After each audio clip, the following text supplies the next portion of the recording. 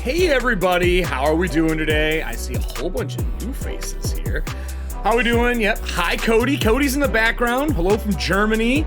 Watch out for those buses. We're gonna have to ask about that. I gotta ask Cody about his moose fascination. So that's gonna happen for sure. But welcome to Kobold Chats, everybody. This is gonna be about an hour and a half show today. Not as long as the last couple that we've had, mostly because we have a guest on and there's a whole bunch of things going on in the background right now.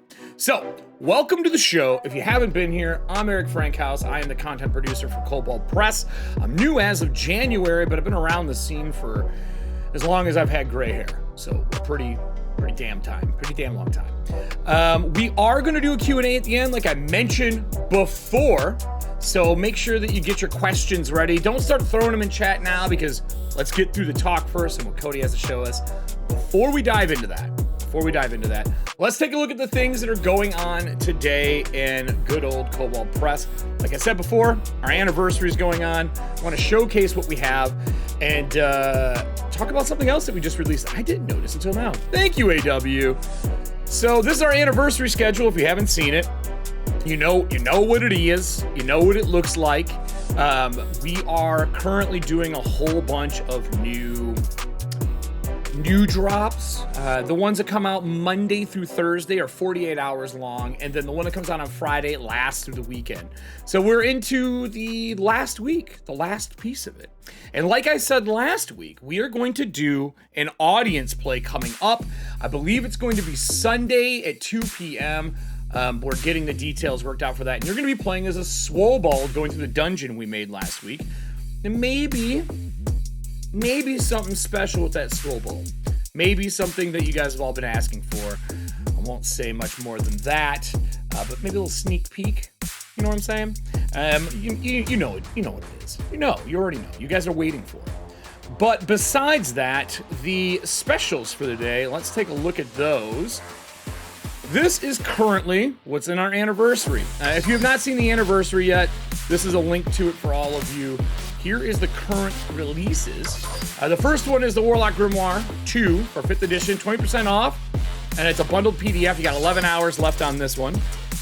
And you scroll down, we obviously have the Raven's Call for 5th edition, PDF. I believe that announcement went out this morning. You got a day and 11 hours and some minutes left. This one, $0. Costs no money. It's your freebie. So get it before it's gone. Usually it's $8. And then obviously our historic birthday bundle is still up and running. This is that mega bundle that has all of the things you see here. The Kobold Guide to World Building, the Iron Crag, Deep Magic, Zobek, and so on. We are going to go over our world building stuff here in a future stream because we have world building 1 and 2. We'll do a very similar thing that we did with the Guide to Dungeons. With that said, the Guide to Dungeons is up. You can pre-order that if I'm not mistaken as well. So, that was a lot.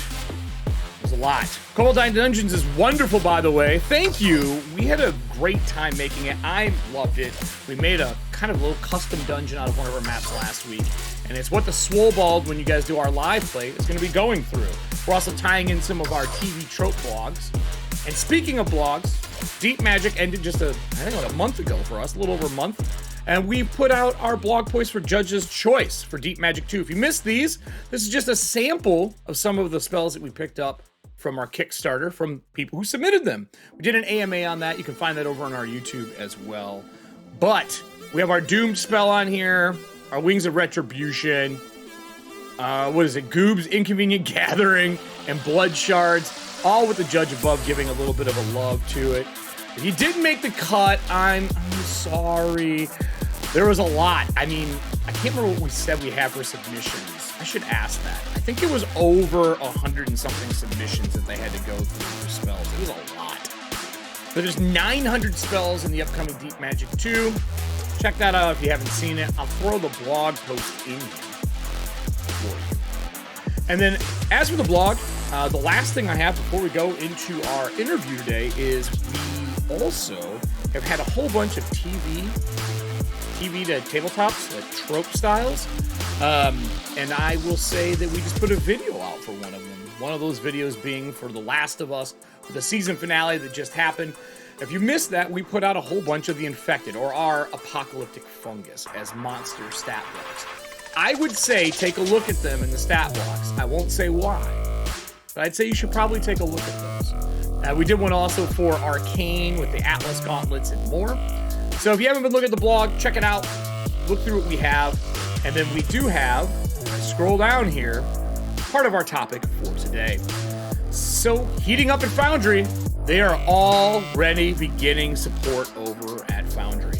The virtual tabletop company has been around for a while. We'll get into that with Cody here. But you can see they're already putting together character creation. I didn't expect this from anyone out of the gate. I'll be honest. We put the packet out, and the next thing I knew, boom. Is the music too loud for you? Absolutely. Done. So I wasn't expecting to see a virtual tabletop support during a playtest. I don't think any VTT has done support that I've seen for a playtest for a tabletop game. Like, it's very Steam Project Greenlight level, ready to rock and roll. Let's get into this with Cody. I have so many questions. Cody, why do you like mooses so much? Oh boy, that's a good one. What happened? Why was that a thing? I noticed that you made like a moose for your Friday stream, like a playable moose race. You know, playable's maybe a strong word, but a soon-to-be playable moose race. Look, I'm really pitching it as like, you know, I want you guys to have Mooseborn. You know, my co-host Matt was really into Scuttlebutt. You know, a lot of really good suggestions for your upcoming Kickstarter. So, the story of that is many years ago at a company I worked at, we were working on smart thermostats, and to rather.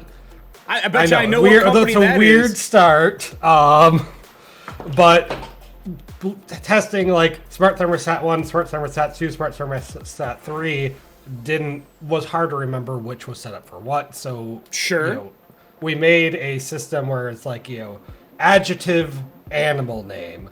And one of the ones that spit out at like, you know, 2 a.m. debugging was Iron Moose. And I'm just like, we laughed at it so hard. I just kind of made it my personal brand ever since. What's the point? I don't know. Like, it was a cool name. No. You know how many... He said, what's the plural of moose? I believe moosin.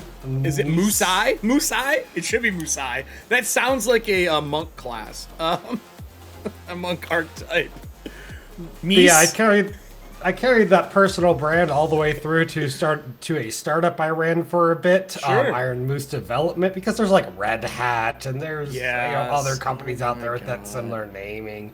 And it's just kind of been like, I don't know, it's an easy brand to do. There's so many. I live in Wisconsin, so I can go to any nearby store and find moose themed objects. But it's funny because we don't have moose out here. I know, right?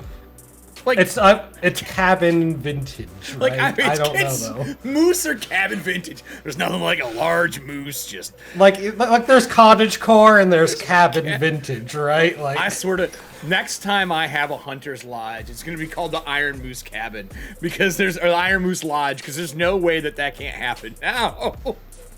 Yeah, and it's just like one of those in jokes at this point. Like, I've carried that brand for so long. People have made like stat blocks for the Iron Moose. Someone made me an animated web at P. Oh my lord.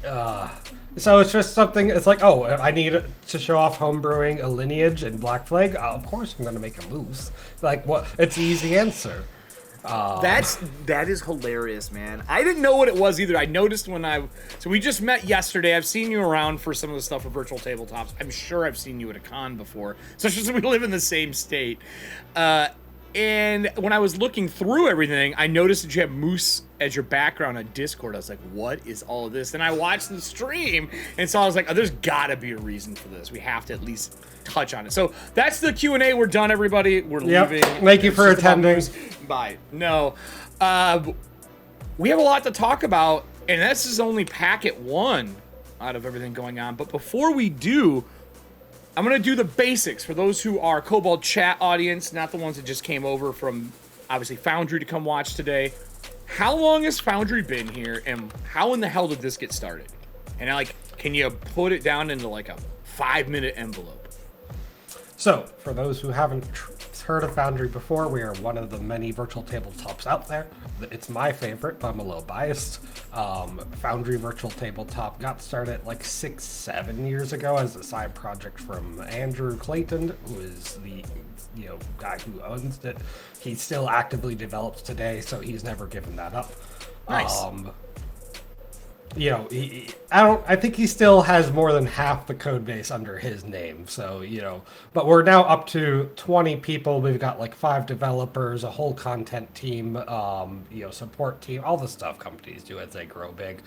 We are actually about to celebrate in May our 3rd anniversary of Foundry officially launching. Congrats. Thank you. I know we're a little younger than Kobold Press at 17 years. We're the graybeard right now. There's only a few other graybeards out there for us. Yeah, my coworker in chat is like that 20 includes our subcontractors, but details. Foundry has support for over 200 different game systems. Adding Black Flag, add another to that list. I personally play 13th Age a lot. You would think that we're a D&D company, but like less than half of our main staff play D&D. A lot of us play Pathfinder 2nd Edition. Mm-hmm. Some of us have custom systems they've developed and added to Foundry themselves. Mm-hmm. People play, I'm actually looking to play Lancer sometime soon. Great game. Foundry supports so many kinds of systems. And the important thing is it's a buy one license. So someone in your friend group pays $50 and gets a license, and they either set it up on their own server, run it on their PC. You do have to do port forwarding there, but we have guides for how to put it up in AWS or somewhere else. Or we have partners that are hosts that will take care of it for you for like $4 or $5 a month, and they take care of all the technical bits, and you just get to play. But one person in your group needs to have that $50 license, and then all the rest of you can play any of those 200 systems for free. They're all free, no additional cost. Oh, wow. So we see people who have, they play their D&D game on Monday, and then they have someone GMing that, and then someone trades and GMs, Lancer on Tuesday. That's completely fine under our setup. As long as you're not simultaneously at the exact same moment in time playing both, then you need 2 licenses. We have people who have built giant touchscreen tablets or used like Game Board, which is one of our partners, and put it in a game store, and people can walk up and try out, I want to play see what Pathfinder's like. That's fine, 1 license. We have people with West Marches campaigns with 12 GMs and 120 players.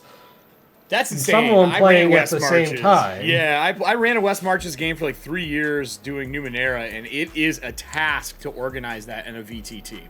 Mm-hmm.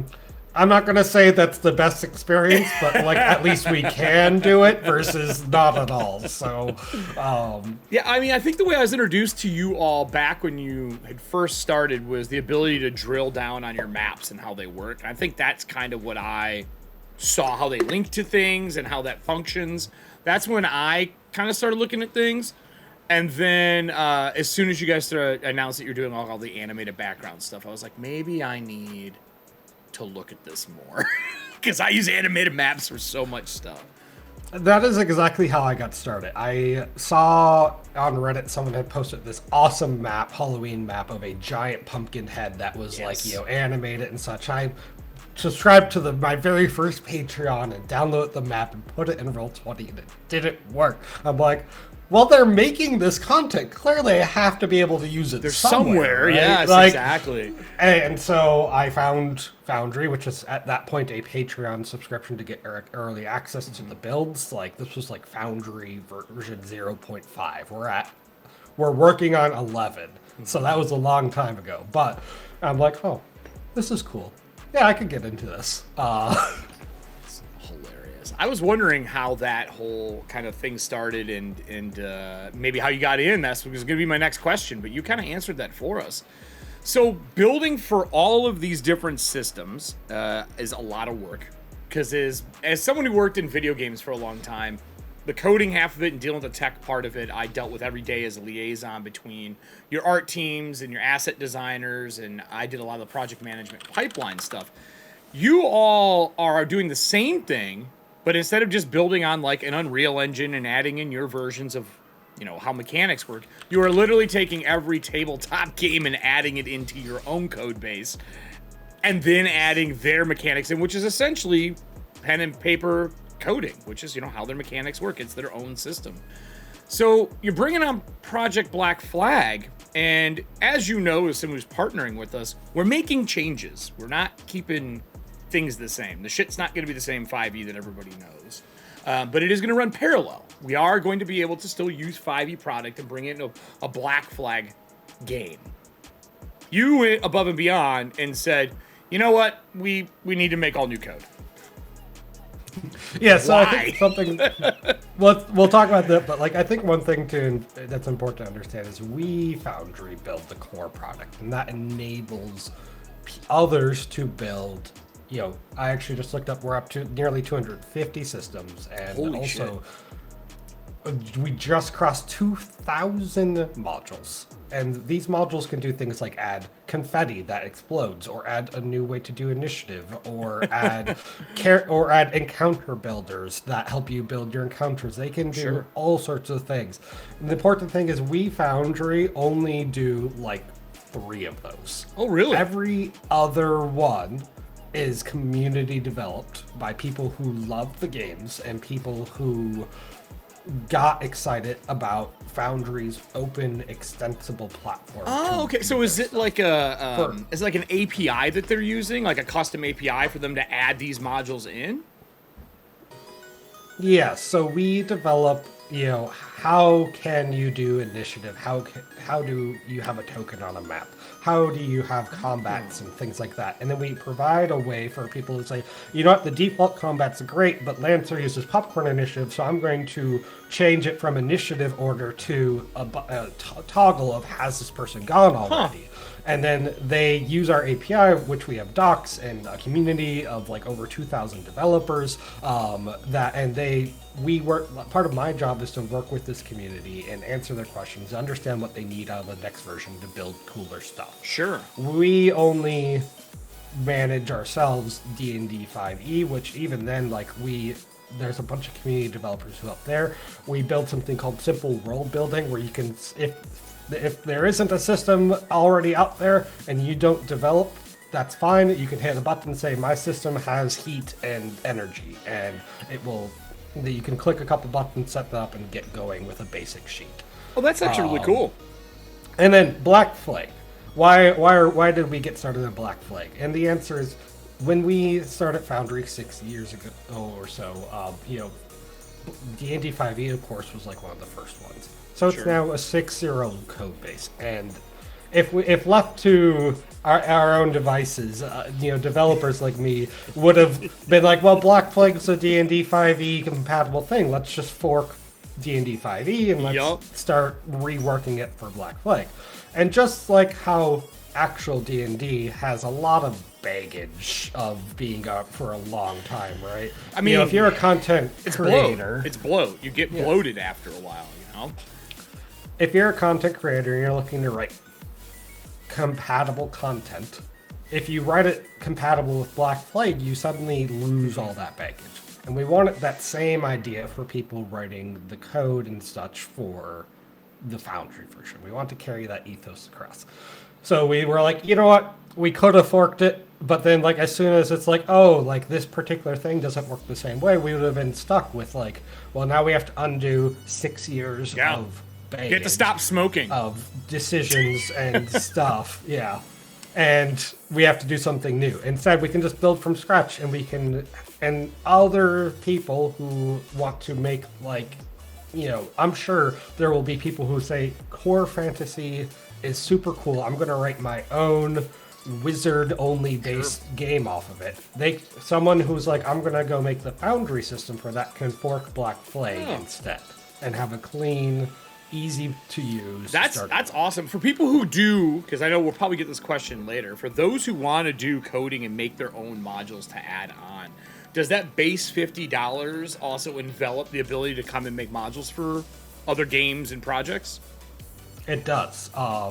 So we have support for people to do free open source stuff. People also can sell premium content as well. Okay. So we actually have several people who started massive businesses of just making Foundry content or features for Foundry. Before I started working at Foundry, I had a Patreon where people could sub to get features for like my own like add-on features for Foundry. Like, here's a button that you can hit when you're away from keyboard, and then like, you know, people know that you're not actually at your, you know, at the desk, right? So that license just covers all of it. And we have, you know, guides on how to get started. We have support groups for answering questions. We have a huge community of people to ask your peers. Sure. And more importantly, we don't have like some weird esoteric custom scripting language that you have to pay a monthly fee to access, right? It's modern web development, and we have had people learn development with Foundry and then turn around and get a web development job. Oh, that's cool. In the industry. That's really cool. So with all of that said, before we pull up the Black Flag stuff that you all are working on, there are a few things in the chat I will answer. Just first off, for those who just joined us, welcome to the show. We're going to do a Q&A towards the end of the show. Feel free to hit Q and then type your question out. And if it's something we can answer, we'll try to burn through as many of them as we can. We're going to showcase some content first and then dive through. For those who are wanting to know about Black Flag and what's going on and all that kind of stuff, I would definitely say go check our FAQ over on koboldpress.com for Project Black Flag. It is a living frequently asked questions. It will answer some of the basic stuff as we go through, and we will be adding to that as more packets come out. Packet 1 is already out. Packet 2 is on the way. And we will be answering a lot of those things there. I will answer a few of those things, though, as we go through this. And then for the bloat, just to clarify, when I say bloat, I mean because there's so many third-party products that have come out over the years. We're one of them under 5e stuff. There's a lot of mechanics that get added on to a game. We saw it with Pathfinder First Edition when that was out, and how much stuff happened with Pathfinder First Edition. I had like an entire bookshelf from floor to ceiling of third-party publishers with that. Same with 3.0 and 3.5 back in the day. So that was more me speaking about that. I'm not saying that Foundry was, for clarity's sake. Someone asked about what our fantasy setting is going to be for Project Black Flag. I'm not allowed to say. I can't say what that's going to be. I will say stay tuned. But yes. What's up, Alexander? How you doing, buddy? I heard your state's with us now. You're here. I'll get to see you in a week. 2 is filled with some stuff, and I can say we did put a timeline out in our blog that does show what some of the upcoming packets are going to have in it. This one coming up is going to have Wizard and Fighter in it, so if you're looking to see kind of what the classes look like, we're giving you a little taste of those classes. So, I think we've beat around the bush a little bit. Should we dive into showcasing what you guys are working on? Absolutely. Right. I always love showing off what we do. So let me bring up, so Project Black Flag, you guys are a partner with us. I see we got everything kind of pulled up and ready to go. I have only seen what you showcased on the Twitch stream. So today we're going to kind of show your audience some stuff. We'll ask some questions as we go along. And then obviously for the Kobold Chat family that might have missed it, this is your chance. And then for everyone on YouTube later, if you're watching us, hey. Well, let's, where do you want to start with this? How do you want to go through Packet 1 and what you guys have started doing? I mean, it's such a beautiful image. What more do we need to show? Are we done again? Do we leave? Yeah, Is this like moose and black? Is it a moose on a black flag and we just bounce? Let's first show off some journals. All right. One thing that we really liked is, some people like the current stylings of the PDF were actually pretty simple for us to just grab and pull in. Sure. So we really liked the little dragon. And we liked all the black accenting and such. So we went ahead and grabbed all of the details and pulled in those black accents so that you can have a brand. We can pull in those brand ideas into the journals. Now this is just text, right? It's not super exciting. It's playtest. Yeah, it's playtest. What we have done though is we built support. So playtest 1 has like is focused on character building. We didn't try to sit there and like make it so you can roll skill checks and like attack with the sword, right? We wanted to focus on what does it really mean to build a character? How do you build it nicely? How do you build it in, you know, a clean modern way, for examples for other people too? That's technical, but like we've got, you know, entered like this is the Dwarven Fireforge, you know, heritage. So you can see that they get like dwarven weapon training, and they get like forge craft, you know, resistance to fire damage. And you see how we have a color up here. We'll pay attention to that later. But if I go pull open my character sheet, I've chosen that I'm a Mooseborn, I'm a Cloud Heritage, I'm a Scholar. You know, I had shown on Friday how we were going to start thinking about classes. They don't have anything there yet because that's playtest packet 2. Yeah. But we can see that, like, you know, Scholar gives us things like, you know, 2 skills of your choice. So we can see, we found a bug on stream. Hey! If we open this up, we can see that we can pick from 2 of the following. If I pick 2, the others disable. If I unpick 1, I can pick a second, and it indicates that we've now made that selection. And if we go over to our character, and we can see that we had, from Scholar, we had picked Arcana and History. So a lot of the goal was, you know, a lot of people end up with lists a mile long of their proficiencies, and we want to make it so you picked, you're like, oh, I know this came from my Scholar, you know, setup, and we want it to come through on your character sheet. You know, we can see the colors tied to it, so you can visually represent it. We can click it to. So the color blocks are quick identifiers for where those in pieces of information come from in the character building process. Exactly. If I add one manually, you know, it has a different color. Actually, has a delete button. So there, it's good. Your GM and you can quickly go and see. This is what came from, you know, my lineage, my heritage. This is why I add it manually, and that's fine. That you might add one manually. Right? Your GM might say, because of this story, I'm letting you add this thing. But we want it to visually clarify that, so there's not the question of did you pick too many, did you pick the wrong ones for your choices, and that even goes a little further. So we can see, let's see, I want to say Soldier has, because yeah, like in our Book of Blades, while you're looking for that, like if you do the fighter one in Book of Blades, I believe it's the fighter, you can train, and we have all rivals and adversaries one where you can train under like a teacher, like a mentor, and they can give you feats or abilities you may have not had before, and that would be one of those times where you're going to add something the GM is basically giving you. So that's nice that it's color coded, man. I as a designer greatly appreciate that. I know one of these has a multi-choice. I'm just trying to remember. Oh no! Where.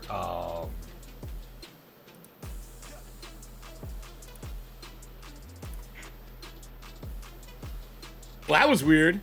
I'm back. We lost our host. Yeah, that was weird. Welcome back. So I found it. In additional proficiencies of Scholar, we can say either learn 2 languages, or learn a tool proficiency, or learn a vehicle proficiency. So we are able to actually enforce that such that you can see, I chose this section from these choices. So that's all. I'm at a loss today with our lovely internet. This is fantastic. Like I said yesterday, internet, so much fun. Yeah, it's weird that like I'm able to stay on without that. I don't know what you have set up that's working like that. Something special. Your streams are a little more complicated than mine. So you can keep talking if it crashes. Short of OBS going down, we're good. So you won't have to worry about anything there. That's really cool. But so those are like, we want to present visual clarity. We want it to make it easy to make your choices. And we didn't stop there. So let's go ahead and make a brand new character from scratch.